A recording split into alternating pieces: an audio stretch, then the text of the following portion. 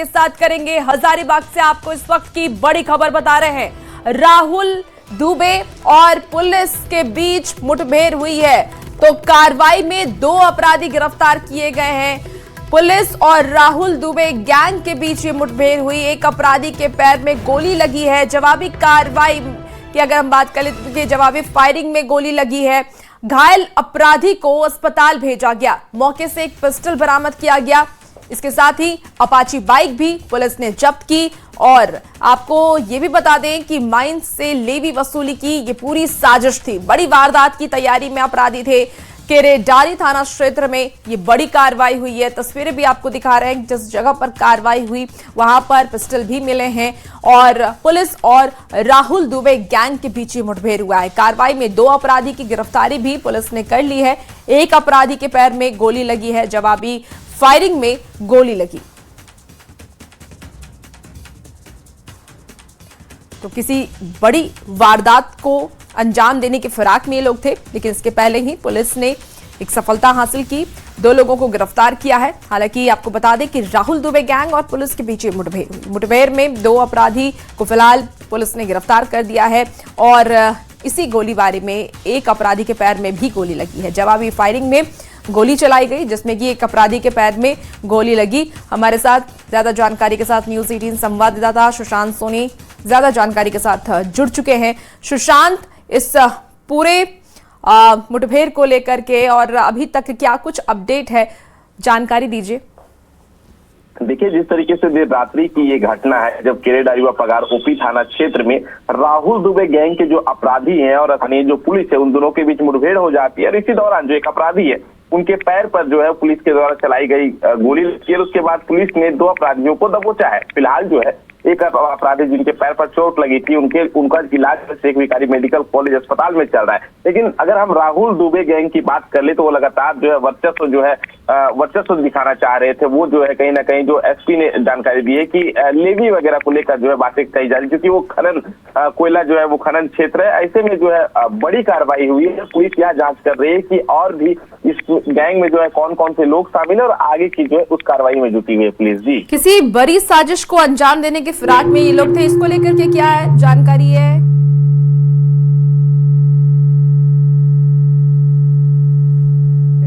वर्चस्व की बात कही जा रही है, लेवी की बात कही जा रही है, क्योंकि जो है कई तरह के वहाँ पे जो है कोयला को लेकर जो है वो खनन क्षेत्र है और कई माइंस जो है वो ओपन होने वाले हैं और कई माइंस जो है ऑलरेडी वहाँ संचालित है। तो ऐसे में जो है लेवी को लेकर ही बातें सामने आ रही है। पूर्व दिनों की अगर बात कर ले तो इस तरीके से जो है कहीं ना कहीं प्रयास भी किया गया था, लेकिन पुलिस जो है इसको लेकर हमेशा। हमारी आवाज आप तक पहुंच पा रही है? जी जी,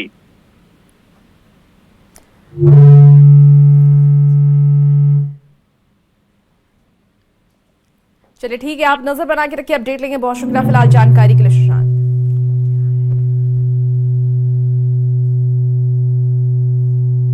चलिए अगली खबर अब आपको जमशेदपुर से बताते हैं, जहां बोड़ाम थाना क्षेत्र के डिमना लेक में सुबह बड़ा हादसा हो गया है। एमजीएम मेडिकल कॉलेज में 2 जूनियर डॉक्टर लेक में डूब गए हैं, जबकि एक डॉक्टर किसी तरह तैरकर बाहर निकल आया।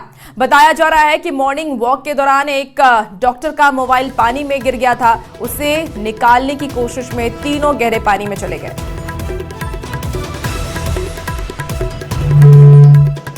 तो आपको इस वक्त की एक बड़ी खबर जमशेदपुर से बताएं, जहां बोड़ाम थाना क्षेत्र के डिमना लेक में सुबह बड़ा हादसा हुआ है। एमजीएम मेडिकल कॉलेज के 2 जूनियर डॉक्टर लेक में डूब गए हैं। डॉक्टर किसी तरीके से तैर करके अपनी जान बचाए। बताया जा रहा है कि मॉर्निंग वॉक के दौरान एक डॉक्टर का मोबाइल पानी में गिर गया था और उसे निकालने की कोशिश में तीनों गहरे पानी में चले गए। समीर और सक्षम डूब गए हैं, जबकि यश सुरक्षित बाहर निकलने में सफल रहे। सूचना मिलते ही पुलिस मौके पर पहुंची और स्थानीय गोताखोरों की मदद से सर्च ऑपरेशन शुरू किया गया। तो बाद में एनडीआरएफ की टीम को भी बुलाया गया। फिलहाल एनडीआरएफ की टीम मदद से दोनों डॉक्टरों की तलाश जारी है।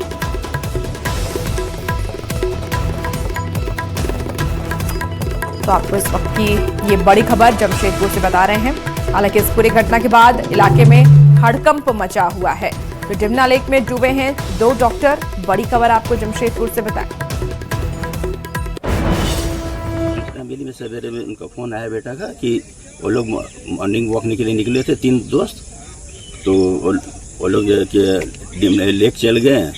तो लेक में वो लोग एक मोबाइल गिरने का वजह से वो लोग वहाँ पैर फिसल गया, 2 जन का। एक जन का पैर फिसला तो उसको बचाने गया दूसरा, तो दूसरों को बचाने में मेरा बेटा भी यस गया, तो वो बचा नहीं सका और लोग को, और वो भी डूबने लगा। साला बेगूसराय में रहता है और ये जो लड़का डूबा है, इनके पिताजी का नाम सत्येंद्र जी है। वो और मेरा साला दोनों दोस्त एक साथ पढ़ा लिखा। आज के दिन में ये मृतक के लड़का उदयपुर में सर्विस कर रहा है और हमको सूचना साला से ही मिली कि इस तरह का ऑकरेंस हुआ है। थोड़ा आप जाइए। क्या करते हैं लड़के लोग, क्या करते हैं जॉब में? इंटर्नशिप खत्म हो गया, बहुत सीधा लोग। MBBS कर लिया है ना। ये मिली कि 2 इंटर्न मतलब कि रात में यहाँ मतलब आए थे। उसके बाद मतलब कि ये लोग मतलब कि अंदर एक इंटर्न गिरे तो दूसरा बचाने का कोशिश किया, लेकिन दोनों अंदर ही रह गए। साथ में और भी इंटर्न थे। हाँ, एक और इंटर्न मतलब कि बाहर थे खड़े, वो खबर किए थे। आप लोगों को खबर किया? हाँ, अभी खोजबीन जारी है। हाँ, खोजबीन जारी है और NDRF टीम को भी मैंने बता दिया हूँ, DC सर को भी फोन किया। इसके प्राचार्य के माध्यम से सूचना मिली कि 2 इंटर्न सक्षम और समीर नाम के लड़के सुबह में आए थे अपने एक दोस्त के साथ। दोस्त का नाम मुझे भी याद नहीं आ रहा है। उसके साथ उसी में नहाने के क्रम में दोनों डूब गए हैं। इसकी सूचना जो बचे उनके माध्यम से मिली। स्थानीय गोताखोर की मदद से निकालने का प्रयास किया जा रहा है। उसके बाद जो भी अगर विधिक कार्रवाई है की जाएगी। जमशेदपुर स्थित कोल्हान के सबसे बड़े MGM अस्पताल के 2 जूनियर डॉक्टर डिमना लेक में डूब गए हैं। हालांकि उनकी खोजबीन के लिए स्थानीय गोताखोर की टीम लगातार रेस्क्यू ऑपरेशन कर रही है। ये तस्वीर देख सकते हैं मेरे पीछे कि जहां पर आज सुबह लगभग 3 बजे MGM अस्पताल के जूनियर 3 डॉक्टर जो है वो यहाँ पहुंचे हुए थे और उसके बाद यहीं पर बैठे थे। इस जहाँ पर आप देख सकते हैं कि यहाँ पर बैठे थे और उसके बाद इस दौरान उन जिस तरह सूत्रों के मुताबिक बातें सामने आ रही है कि उनका मोबाइल जो है यहाँ से नीचे गिरता है और उसके बाद एक डॉक्टर पहले उतरता है और उसमें मोबाइल को पकड़ने के लिए, मगर इसी दौरान जो है ये गहरे पानी में वो डूबने लगता है। उसके बाद उसे दूसरे डॉक्टर उसे बचाने के लिए जाता है तो 2 डॉक्टर जो है वो इस गहरे पानी में डूब जाता है। हालांकि तीसरा डॉक्टर, इसकी सूचना जिला प्रशासन और मेडिकल जो कॉलेज है उनके प्रबंधन को सूचना दी जाती है। उसके बाद जो है स्थानीय जो गोताखोर की टीम है लगातार जो है 2 घंटे से कड़ी मशक्कत से रेस्क्यू किया जा रहा है। मगर आपको बता दूं कि ये जो तालाब है ये काफ़ी गहरा तालाब है जिसमें लगातार लोगों की डूबने से मौत होती है। मगर ये MGM अस्पताल के 2 जूनियर डॉक्टर अभी इसमें डूबे हुए हैं। हालांकि जिला प्रशासन और जो मेडिकल अस्पताल के जो प्रबंधन है वो लगातार अब NDRF की टीम की मांग की जा रही है। NDRF की टीम भी अब बहुत जल्द यहाँ पहुंचेगी और दोनों डॉक्टरों की खोजबीन के लिए लगातार जो है प्रयास किया जा रहा है। मगर अभी आप देख सकते हैं कि स्थानीय गोताखोर लगातार जो है वो यहाँ पर 2 घंटे से अधिक का समय हो गया है उन दोनों डॉक्टरों को निकालने की और खोजबीन की तलाश की जा रही है, क्योंकि ये काफ़ी गहरा है। क्योंकि डिमना लेक का जब पानी छोड़ा जाता है तो पूरा पानी इसी में गिरता है और उसके बाद यहाँ से वो रिलीज होता है। मगर कहीं ना कहीं आज जमशेदपुर के इस डैम में 2 डॉक्टरों की डूबने से एक बड़ी घटना घटी है। हालांकि अब NDRF की टीम का इंतजार किया जा रहा है कि NDRF की टीम मौके पर पहुंचेगी, उसके बाद दोनों डॉक्टरों को जो है निकाला जाएगा।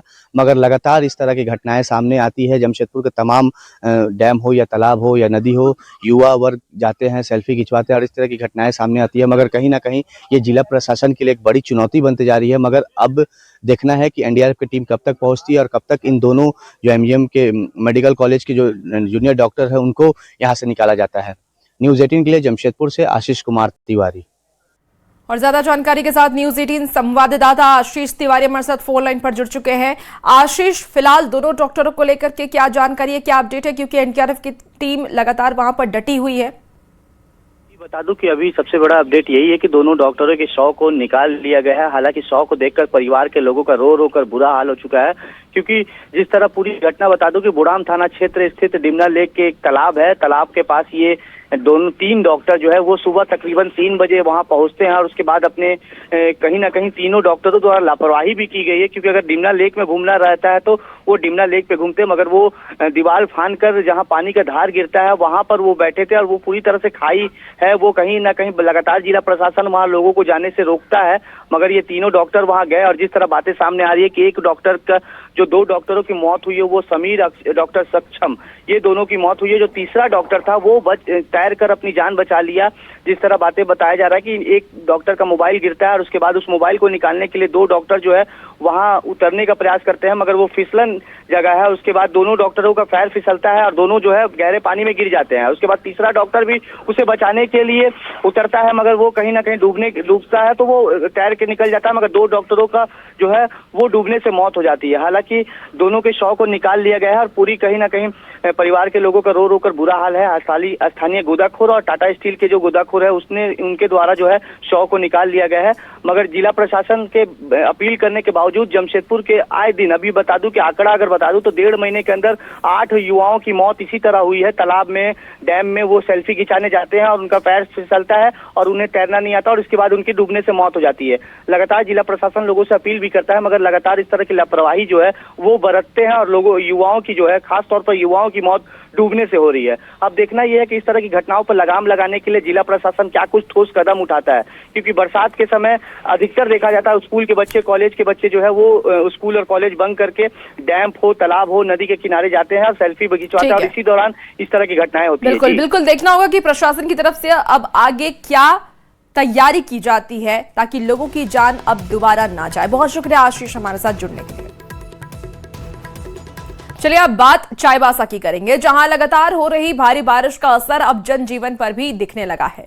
सोनुआ प्रखंड के पहाड़ी क्षेत्र में स्थित डाउड सकोड़ा मार्ग पर लैंडस्लाइड होने से सड़क पूरी तरीके से बंद हो गया है और इससे सकोड़ा और आसपास के गांव का संपर्क प्रभावित हो गया है। सबसे ज्यादा परेशानी स्कूली बच्चों को हो रही है, जिन्हें लोढ़ाई हाई स्कूल जाने में दिक्कतों का सामना करना पड़ रहा है। वहीं ग्रामीण को लोढ़ाई और सोनुआ बाजार आने जाने में भी कठिनाई हो रही है। लगातार बारिश के कारण सड़क से मलबा हटाने का काम अब तक शुरू नहीं हो सका है।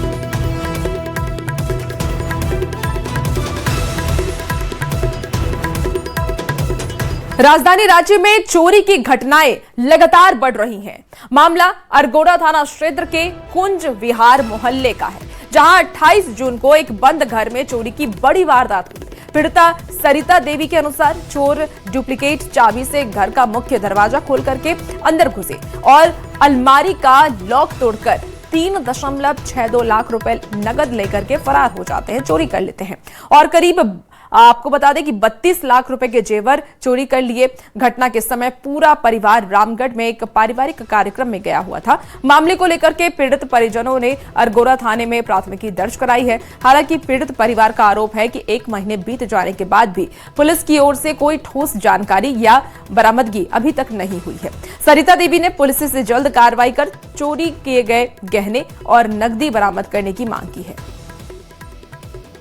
राजधानी रांची में क्या चोरी की वारदात लगातार बढ़ती जा रही है। अगर हम बात करें अशोकनगर जैसे पौष इलाके की, तो वहां जिस तरीके से मशहूर उद्योगपति अखिलेश पांडे के घर में भीषण चोरी हुई, उसी तरह का एक और मामला अरगोड़ा के ही कुंज विहार मोहल्ले का है, जहां 28 जून को भीषण चोरी हुई थी। और हमारे साथ यहाँ पर सरिता जी हैं, जिनके घर से इनके गहने चोरी हुए। बाकायदा अरगोड़ा थाना में 28 जून को प्राथमिकी भी दर्ज हुई थी, लेकिन बता रहे हैं कि अभी तक जो सामान इनके घर से, जो कैश चोरी हुए, जो जेवर चोरी हुए, उसको लेकर कोई जानकारी अरगोड़ा थाना की ओर से नहीं दी गई है। आपके घर में यानी 28 जून को चोरी हुई थी, क्या क्या गया था?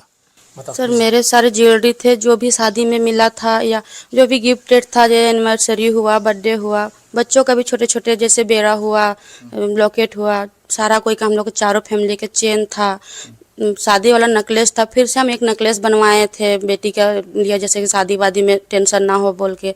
कान का था 4-5 जोड़ा, अंगूठी 4-5 जोड़े थे, डायमंड रिंग थे, चांदी का बर्तन बना के रखे थे बेटी के शादी के लिए। मतलब बच्ची है अभी, लेकिन फिर भी जो लिस्ट दिया था तो कुल कितने की ज्वेलरी थी, कुछ अनुमानित होगा? अगर अभी का फिलहाल बता जाए, अभी का फिलहाल तो 32 से 35 लाख तक अभी का रेट, अभी का वैल्यू 32 से 35 लाख की सिर्फ ज्वेलरी, जो आज के रेट में वो चोरी हुई। कैश कितना? 3,62,000। 3,62,000 आपने सब दिया इसमें जानकारी? हाँ, इसमें दिया हुआ है 3.5 लाख का ये किया हुआ है, क्योंकि उस समय उतना ये नहीं किए थे। बाद में जब देखे तो छोटे छोटे पर्स में भी जो था 10-20 हजार वो भी गायब थे। वाले जो आए थे जांच के लिए वो भी यही बोले कि आपका जो है मतलब कोई तोड़ मचोड़ नहीं किया गया है, आसानी से घुस के चोरी करके निकल के ताला बंद करके निकल। अब क्या चाहते हैं? क्या चाहिए? रिकवरी चाहिए। संजय कुमार सिन्हा, न्यूज़ 18 रांची। अब अगली खबर आपको दुमका से बताते हैं, जहां करोड़ों रुपए की ठगी के आरोपी आश्रित कुमार को नगर थाना पुलिस ने गिरफ्तार कर न्यायिक हिरासत जेल भेज दिया है। गिरफ्तारी की खबर मिलते ही बड़ी संख्या में पीड़ित थाना पहुंच गए। आरोप यह है कि आरोपी ने कई लोगों से लाखों करोड़ों रुपए उधार लेकर के वापस नहीं किए और फर्जी बैंक जमा रसीद दिखा करके भरोसा दिलाता था। वहीं आरोपी ने सभी आरोपों से इनकार कर दिया है। पुलिस का कहना है कि मामले की जांच जारी है और आगे की कानूनी कार्रवाई की जा रही है। किसी का गबन नहीं किए हैं, बराबर सबको पैसा हम दिए हैं, लेकिन हमको तंग किया जा रहा है। बहुत ज़्यादा पैसा हम दिए हुए हैं अकाउंट में, वो भी सब लोग सबको बांटा था पैसा, जितना बांटा है बाकी टोटल 39 लाख रुपये हमको दिए जी। तो आप पे जो आरोप लगा रहे क्या है? वो गलत है, वैसे हम किसी से हट के नहीं। हमसे 5 लाख रुपया लिया था और इसके बाद हम केस किए थे CGM कोर्ट में। वहाँ से कुर्की का वारंट ऑर्डर हुआ, नॉन अवेलेबल वारंट है और इसके बाद अभी पुलिस लाई है उसको थाना में। अब जो है हमारा पैसा थाना वाला ये कोर्ट ले जाए और कोर्ट से हमको मिले सुरक्षित। हम बहुत मुश्किल में हैं, हमको पैसा का ज़रूरी है। देखिए, दुमका बाबूपाड़ा के रहने वाले आशित कुमार सिंह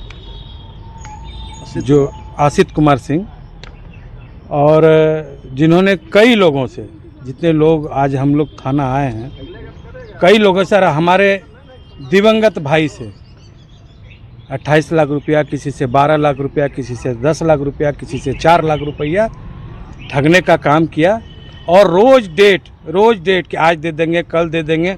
देख रहे हैं कि आप कितना चेक हमारे भाई जी को दिए थे। उन्होंने अपनी पुत्री की विवाह लगाया, कितना चेक दिया और इन सभी बातों से मैंने पीड़ित होकर हमारे भाई ने दम तोड़ दिया, लेकिन आज तक हम लोग का पैसा नहीं मिला। चलिए अब बात करते हैं अगली खबर की ओर, रुख करते हैं। सिक्किम के नामची के टनल हादसे में जान गंवाने वाले झारखंड के 4 श्रमिकों के शव आज उनके पैतृक गांव लाए जाएंगे। हादसा मंगलवार को हुआ था, जिसमें कि 25 मजदूरों की मौत हुई थी। मृतकों में हजारीबाग के बरही निवासी जगेश्वर ठाकुर, खूंटी के रनिया निवासी कृष्णा साहू और बुडलो विकास कंडुलाना, इसके साथ ही पश्चिमी सिंहभूम के मसीह बारजो शामिल हैं। सभी शव एम्बुलेंस से उनके घर भेजे गए हैं। राज्य सरकार ने मृतक श्रमिकों के परिजनों को 16-16 लाख रुपए की सहायता देने की घोषणा की। तो सिक्किम टनल हादसे से जुड़ी आपको ये खबर बता रहे हैं, झारखंड के 4 मजदूरों की मौत हो गई। के अंदर काम करने गया था, अच्छा, और उसी समय हादसा हुआ और 4 दिन के बाद मेरा भाई को घर लाया गया है। कंपनी द्वारा 50,000 खर्च दिया है। अब खबर रामगढ़ से आपको बताते हैं, जहां गोला वन क्षेत्र के कोराम्बे गांव में हाथियों के झुंड ने किसानों की मेहनत पर पानी फेर दिया है। देर रात 5 हाथियों ने खेत में घुस करके सब्जी की फसलों को रौंद दिया। ग्रामीणों का ये कहना है कि पिछले 3 दिनों से हाथी लगातार फसलों को नुकसान पहुंचा रहे हैं, सब इससे कि किसानों को भारी आर्थिक नुकसान हो रहा है। ग्रामीणों ने वन विभाग से मुआवजे की मांग की। वहीं वन विभाग की क्विक रिस्पॉन्स टीम रात भर हाथियों को जंगल की ओर खदेड़ने में जुटी रही। सुबह हाथियों का झुंड सुतरी गांव के कोटले जंगल की ओर दिखता नजर आया जाता, वो वहां पर जा रहे थे और जिसके बाद इलाके में दहशत का माहौल है। ये 2 अलग अलग तस्वीरें भी आपको दिखा रहे हैं। देखिए, एक तस्वीर जहां हाथियों का झुंड जाता हुआ नजर आ रहा है। सुबह हाथियों का झुंड सुतरी गांव के कोटले जंगल की ओर जाता हुआ नजर आ रहा है और रात भर क्विक रिस्पांस की टीम हाथियों को खदेड़ने के लिए जुटी रही।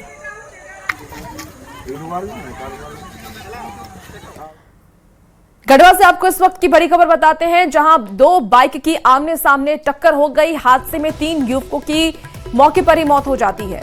सूचना पर पुलिस मौके पर पहुंची, शवों को पोस्टमार्टम के लिए भेजा गया। हादसे के बाद इलाके में मातम पसरा हुआ है। तो बड़ी खबर आपको इस वक्त बता रहे हैं, जहां तेज रफ्तार का कहर देखने को मिला। भवनाथपुर थाना क्षेत्र में यह हादसा हुआ है। बड़ी खबर आपको इस वक्त बता रहे हैं गढ़वा से, जहां दो बाइक की आमने सामने जोरदार टक्कर हो गई।